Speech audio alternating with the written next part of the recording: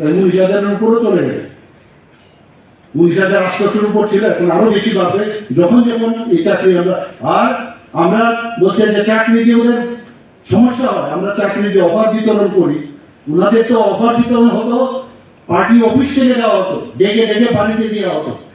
আমাদের সে সৎ সাহস আছে যে ট্রান্সপারেন্সির মাধ্যমে আমরা চাকরি দিচ্ছি, কিন্তু সমস্যা হচ্ছে গাফলত দেওয়া হচ্ছে। ওনাদের ট্রান্সপারেন্সির মাধ্যমে আমরা চেষ্টা করছি।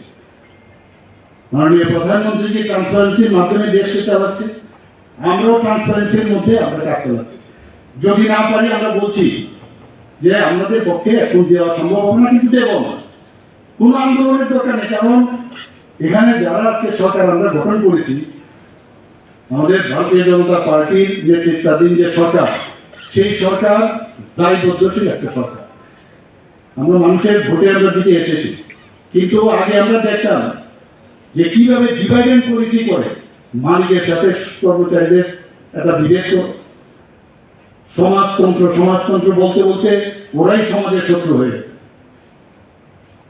আর আমরা বলছি না সবকে সাথ সবকা সাথ সবকা বিকাশ, সবাই উন্নতি লাগে, তবে আজকে দেশ কোন জায়গায় চলে গেছে। মাননীয় প্রধানমন্ত্রী